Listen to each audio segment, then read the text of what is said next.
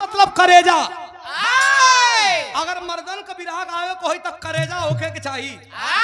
नहीं मर्द विराग आवे तो खड़ा बनो भोज कैला तो कोनो मतलब ना हो। मर्द तो मर्द हो। कैसे मास्टर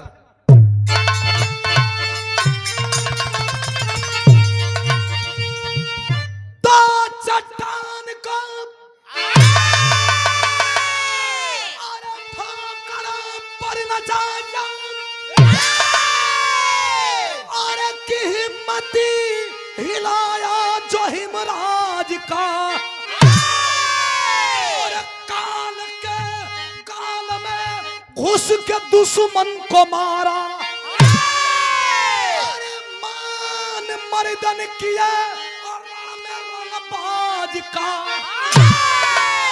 और रुके ना झुके ना थके जो कभी ना और पिला के लहू प्यास दिल की बुझाया असल पीर होते हैं संसार में अंधेरी निशा में दिशा जो दिखाया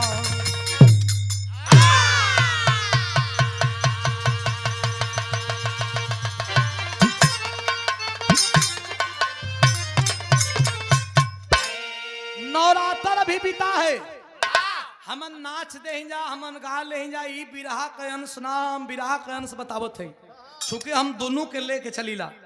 नवरात्र अभी बीता है। नवरात्र में ये दिखाया गया है कि राम जी रावण को मार करके विभीषण को राजगद्दी पे आसीन कर दिए।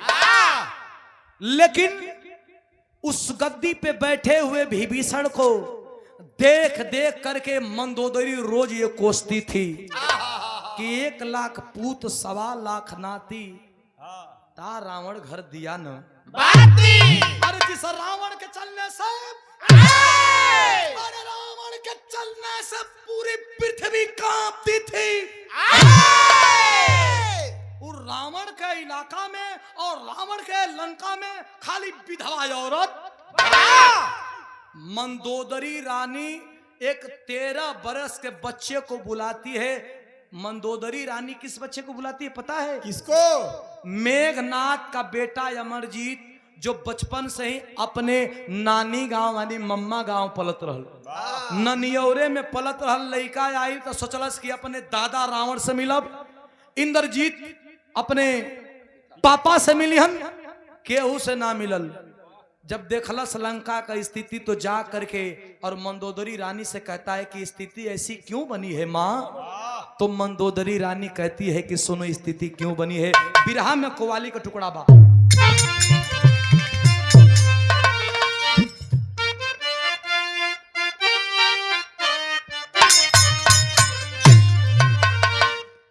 बड़ा पुरान हो और बजरंगी भाईजान में के रिन्यूअल कल गई। कैसे? अरे भर दे झोली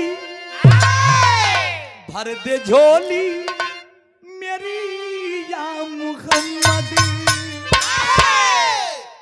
लौट कर मैं न जाऊंगा खाली।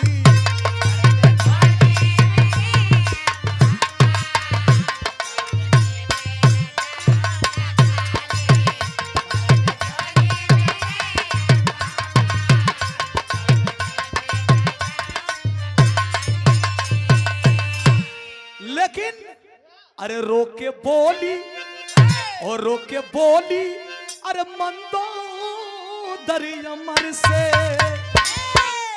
लाल कैसे मिटाऊं मैं शंका।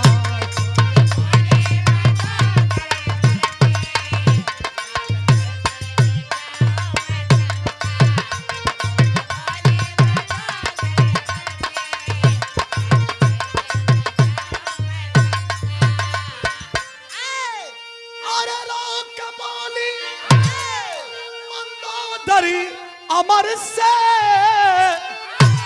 लाल कैसे मिटाऊं मैं शंका। अरे लाल कैसे मिटाऊं मैं शंका। अरे मांग में मेरी राह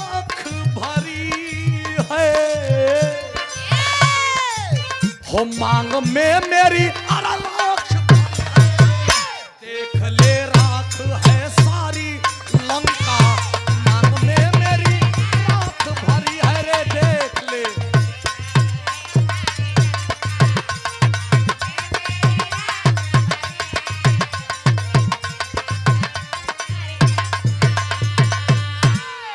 मंदोदरी रानी यही कहती है कि बेटा पूछता है कि लंका क्या हो गया, लंका कैसे वीरान हो गया, सुनो बताती हूँ। क्या कहती है, अरे हरण सीता कर पितामह तेरे लाए थे, नार के वास्ते रघुबर भी लड़ने आए थे।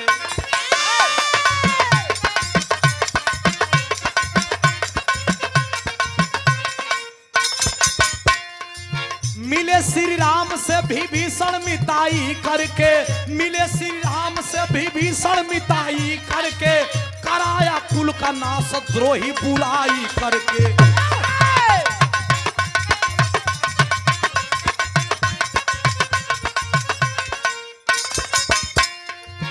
वीर मारे गए, वीर मारे गए बचा ना कोई सगरी हो, वीर मारे गए बचा ना कोई सगरी हो,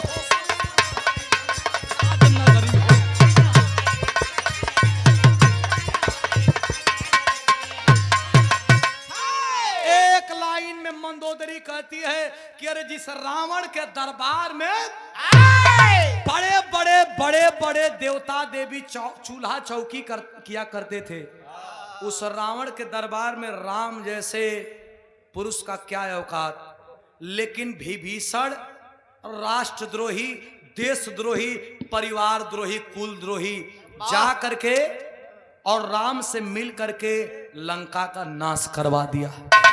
ए भैया, अरे बाप रे बाप, 13 वर्ष का लड़का अमरजीत मेघनाथ का बेटा कलश के रे दादी माँ, राम लक्ष्मण मेरा दुश्मन नहीं है, राम लक्ष्मण मेरा दुश्मन नहीं है, बल्कि मेरा दुश्मन मेरे घर में सांप के भांति बैठा है। विभीषण को मारना जरूरी है, विभीषण को मारूंगा।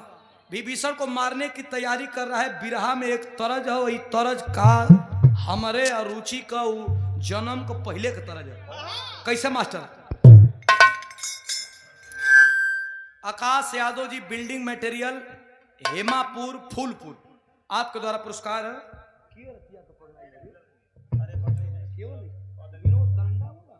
आइए, तरज कितना बढ़िया। अरे कि कुंडा मिलल दौरावा मिलल, पहले के जमाना में मनई ऐसन ऐसन होत है भैया, ऐसन ऐसन मनई होत है कि सीटी खाली मारत। पहले के जमाना के मनई सीटी देत रहन का, ऐसन ऐसन होत रही। पहले के जमाने में मनई ऐसन होत रही भैया कि धोतिया के कंधवा पर टांग के ससुराल चल जा, कि धोती मैल न होखे, जूतवा के अपने लौरिया में टांग के ससुराल चल जा। पूरा गौवा में एको जूता तो रहे, एगो जूता। दादा उदा बतावत रहन कि एगो कुर्ता पर गांव भर के बियाह हो जात रहल ना भैया। इतना पंच परमेश्वर बैठल बा, कौनो लड़की का गवना भइल आ गवना के बाद दोंगा भइल, तब ओकर भौजैया पूछत रहा कि ये ननदो ससुराल का लोग कैसन बाय। अब धीरे धीरे मुंह बोलते, ससुराल का लोग कैसन बाय। कहना बहुत बढ़िया बा भौजी।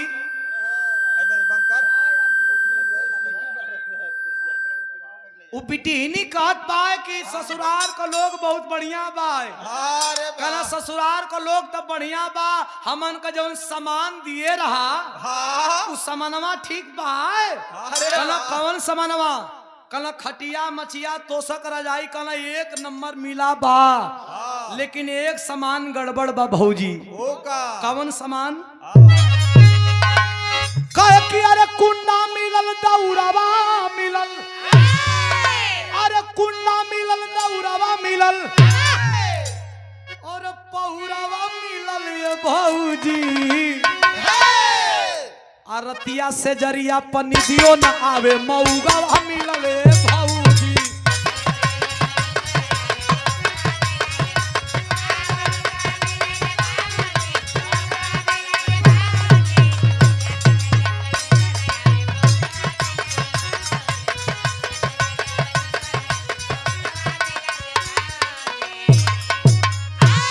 लेकिन लड़का अमरजीत कलश विभीषण को मारूंगा दादी माँ विभीषण तैयारी विभीषण को मारूंगा दादी माँ क्या कहता है अरे देखी हालतिया फाटा लछतिया अरे देखी हालतिया फाटा लछतिया अरे बधनवा करब ये मैया अरे मुदई के रण में बधनमा करबे तूफानमा करब ये मैया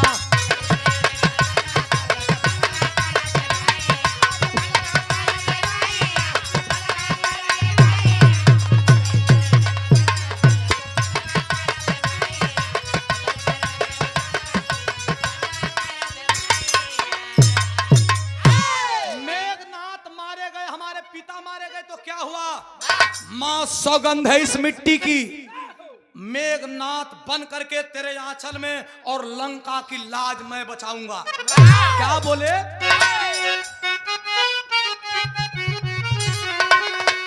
अरे कि बन के मेघनाथ माई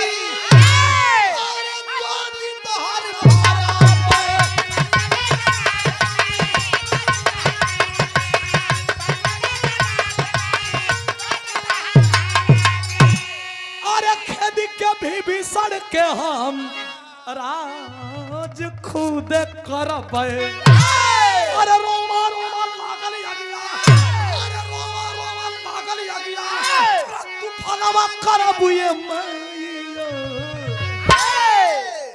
खाली विभीषण का पता तू दे दा आ देखो माई विभीषण के उनके तय मारम नु कि उनकर पता चल जाई कि कौना वीर से आज पाला पड़ल बा माई काली के ढेर दूर ना बैठल हो जाके देखा जहाँ रावण बैठत रहो वही बैठल हा वहीं बैठल बा अरे लइका चलल बा जवानी का जोश 13 बरिस का हम कहिला कि जरूरी ना है कि बहुत बड़ा उम्र और बहुत बड़ा पहलवान रहब तब्बे तो के दुनिया कदर करी गरीबी में भी अगर कम भोजन पाके अगर संयम से बढ़ब तई दुनिया तो के याद करे ले बिरहा में तरज बा तरज के हमरे गुरुजी विजयलाल गुरुजी बड़ा स्पेशल तरीका से गावे 1995 में देखा रुचि ई धरती पर बड़ी जोड़ी बनल बड़ी जोड़ी टूटियो गई लेकिन अब इन विजयलाल गुरुजी और अनीता राज जैसन जोड़ी बनल जोड़ा रहे का इधर के घोड़ा रहे संगवाई हो रात रहला ना का कहमा हां उस समय ढोलक ये बजाओ तो अरे का बौरा गइलू ना लैला का बौरा गइलू ना हम ता खुदे रहिले बौरहिया हम ता खुदे रहिले बौरहिया आइया का बौरा गइलू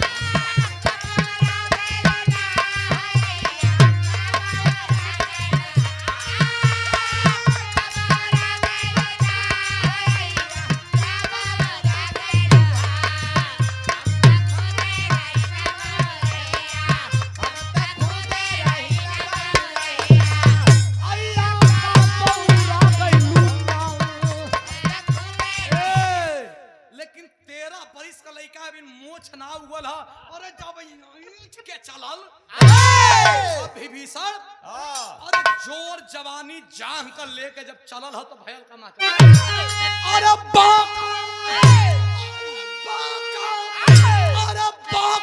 जवाना माना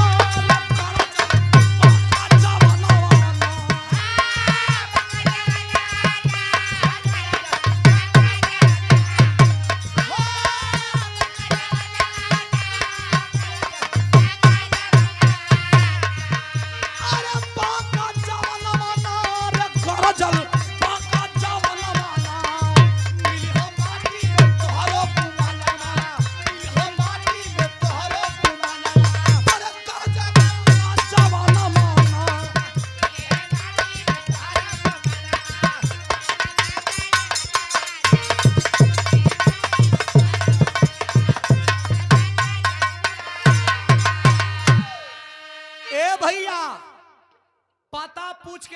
के विभीषण के निकाल करके छोटी छोटी हाथ और छोटी छोटी तीर धनुष लेके और निकाल के मरलस विभीषण का एकदम ठेहुना के नीचे धार दे मरलस। विभीषण कलौरी ये कैसा कौन हो बेटा?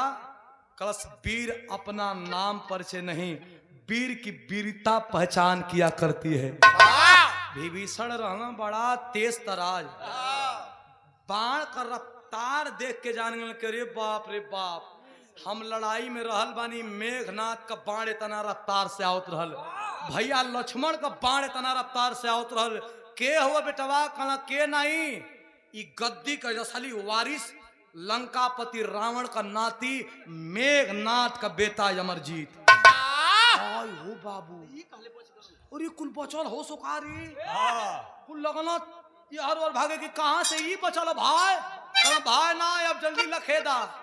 ए भैया बिना चपले जूता का अयोध्या गईना विभीषण गईलन, राम जी देख के चकित हो गए। अयोध्या में बैठा रहना बड़ा चाव से, जब देखला विभीषण जी बिना जूता चप्पल करावत हुआ तो कहला क्या मित्र क्या परेशानी? कलम परेशानी नहीं है, एगो बल्टा में रावण के डाल दा, कुंभकर्ण के डाल दा, मेघनाथ के डाल दा, या कुलीन के मिला के अगर एगो जोन बची ना, कुलीन के मिला के एगो जोन बची उहे अब लंकावा में आ गए। बकना रुचि अगर बात बनैला पर बनत है, बात बिगड़ला पर बिगड़त है। देखो कौनो चीज के कहे का परिभाषा कैसे है? अगर केहू को कपार फूटल बा, केहू को कपार फूटल बा तो जाके कहबा कि ए भैया तोहर लइकवा का कपड़ा फूट गइल, एकरा में कोनो दिक्कत नहीं खे। लेकिन उतने कपार फूटल बा जाके कहबा कि ए भैया, हे भैया, और तोहर लइकवा का कपड़ा फाट गइल हो, तो आदमी धक दे करे जा कोई मर जाई, अरे साला लगत ढेर फाट गइल बा। बात वो है, लेकिन कहे का तरीका विभीषण कहना तनी चढ़ाई बढ़ा के कहब तो सीरियसली है। कहला वही मेघनाथ का लइका गद्दी पर बैठल बा, कहता कि रामो के मारब लक्ष्मण के मारब, उ नहीं खे कहले, उ कुछऊ नहीं खे कहले, उ बस गद्दी का मालिक होकल चाहता। लक्ष्मण जी कहला कि ओकरे बाप के हम मरले हई आ ओके भी हम ही मारब। चलल बड़न एक तरफ से लक्ष्मण और एक तरफ से अमरजीत, तो बिरहा का लास्ट तरज बा कैसे मास्टर?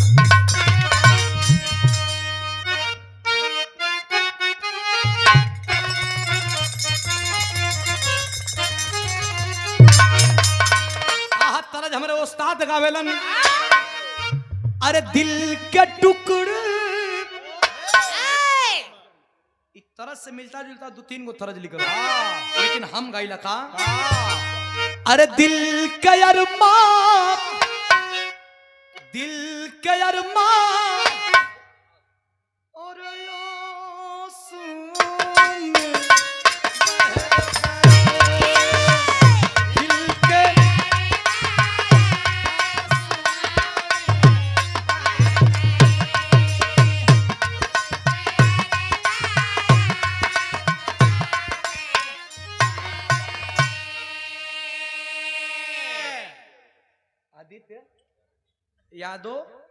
आदित्य यादव कटेरी गोड़वा कहने धर देत हो जा भैया, धोतिया कुर्ता से ढेर पुरान नहीं न मानत हो जा भैया, हमारो अभी 24-25 चलत है और धोतिया से जानत हो जा कि लागत है कि सर यहाँ लागत हम लोग की वृद्धा पेंशन उठावत हो ना भाई, अब भाई बिया हो नहीं खे ना भाई तक कर प्रचार कर चलवा होई ना मर का है। ये हमके लागेला कि तुम लोग बियाहवा का ताना मारले जा कि लाजवाब ले जा सचेत कर ले अपने बियाह के फिर ए भैया, लेकिन ठोक के ताली, अरे ठोक के ताली, अरे वीर सवारी चल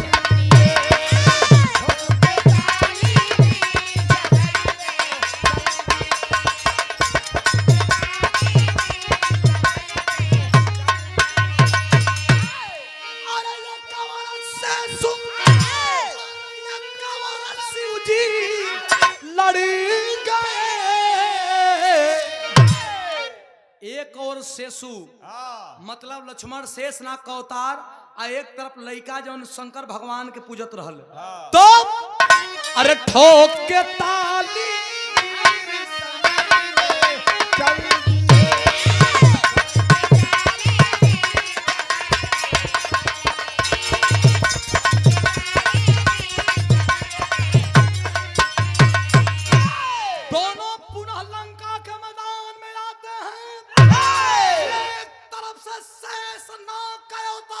लक्ष्मण एक तरफ से 13 बरस का लड़का रावण के खानदान का चिराग, जब दोनों एक जगह होते हैं तो बिरहा में पहपट का भाव तनी गरम करते मास्टर।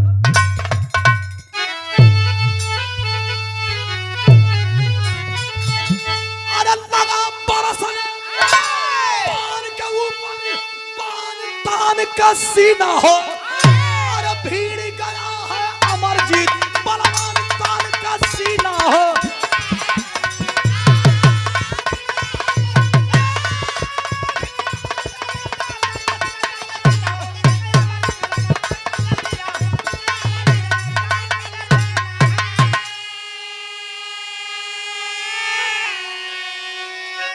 अरे बाबू वही में चले कहे ए भैया, एक तरफ से और दूसरे तरफ से लक्ष्मण बाण जब मरलस पहला बाण लइका जाकर तो लक्ष्मण कहे बाबू ए लइका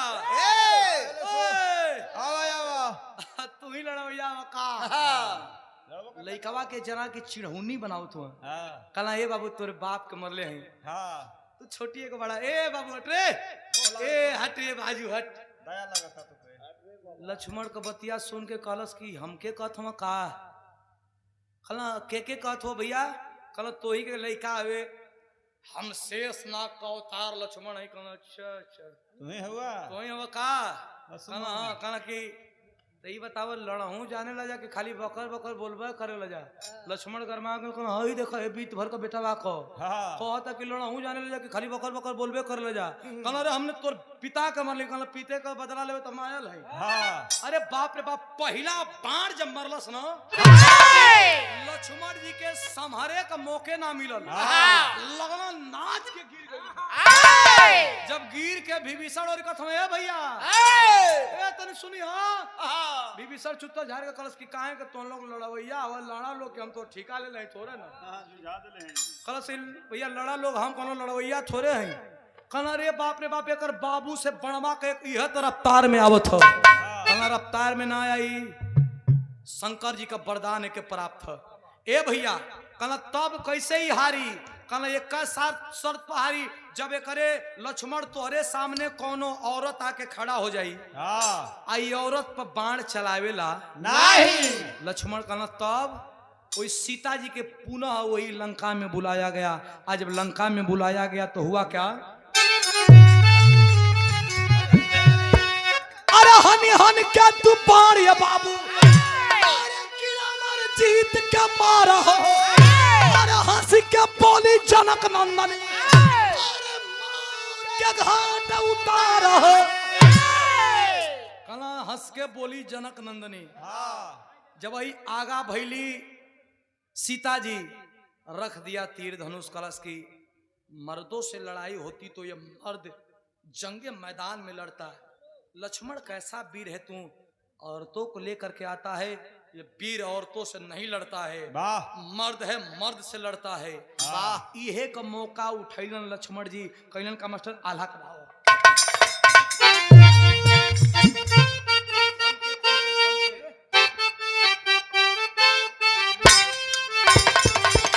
अरे विकट संग्राम फिर से अरे क्यों है लंकावा में भाई दे भैया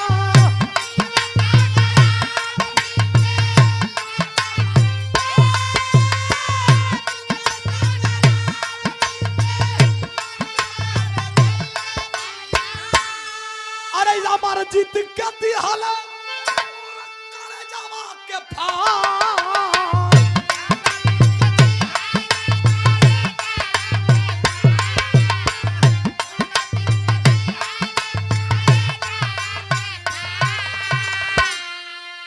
अरे कि माई मन दोदरी अरे जब पवली खबरिया भैया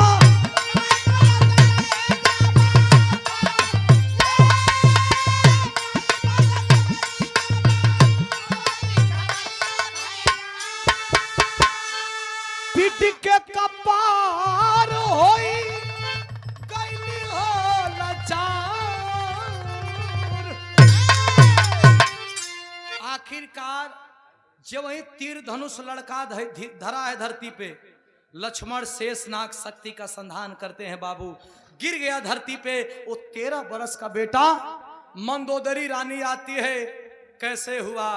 बोला कि माँ, जो रावण दादा को मरवा दिया, जो मेरे पिता मेघनाथ को मरवा दिया, वो कुलद्रोही विभीषण मुझे भी मरवा दिया। एक सवाल और एक आप लोगों से सवाल समाज के नाते है।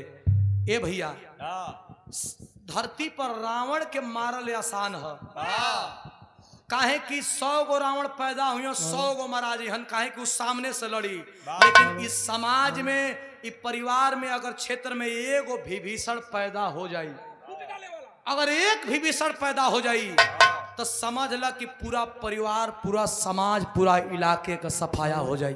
मात्र एक विभीषण 100 के भैया क्या करे यार, बुरबा के हो का मर दे देखा तो लग समझाओ थे तो हेलो हेलो करत, कोई महल हेलो करत हुआ बुरबा कहीं करे। ए भैया, इतना भैया लोग हुआ, रावण के सामने से मार सकेला, लेकिन विभीषण तो तोरा संगवे रही, तोरे संगवे खाई, तोरे संगवे पी, तोरे संगवे चली। चप्पल के जानत हुआ ना, चप्पल गोड़वे में रहेला, लेकिन आगे आगे चलबा तो पीछे से छिटका देते रहेला। वही तरह विभीषण हो, लंका का द्रोही, आज लंका को वीर विहीन कर दिया। माँ कहती है तू मर जाएगा बेटा, लेकिन अपने पूर्वजों के विषय में सोच, तेरी पूर्वजों की आत्मा यही भटकती रह जाएगी। माँ मैं क्या करूं माँ? लंका में जो समुद्र था, समुद्र का जल लेकर के और बालू से पिंडा पार करके और अपने पूर्वजों को दे करके पिंडा पानी, और माँ के जांग पे दम तोड़ा है। एक जांग पे रखी है अमरजीत को, और मंदोदरी सोचती है क्या खड़ी का भाव है।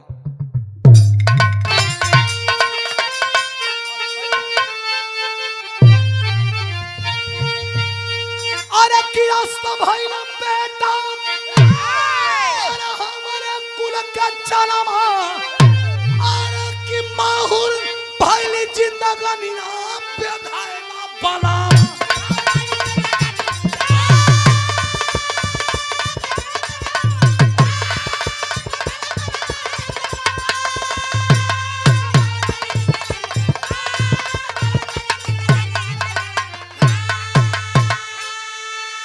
आखिरकार आज भी लंका में अगर वीरों के भांति गिना जाता है तो मेघनाथ को गिना जाएगा, रावण को गिना जाएगा, लेकिन कभी विभीषण को वीरों में नहीं गिना जाता है। जो सामने से लड़ा वो भले दुश्मन है तो दुश्मन दिखना चाहिए, विभीषण की तरह नहीं।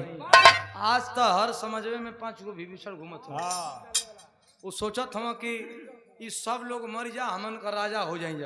हर समाज में 5 को विभीषण हो, तो गुरु घराने का परिचय। गुरु बिहारी, गुरु गणेश, गुरु रामत, लाल गुणकारी, स्वर्ग गए चंद्रिका कवि, बच्चन जी बने पुजारी।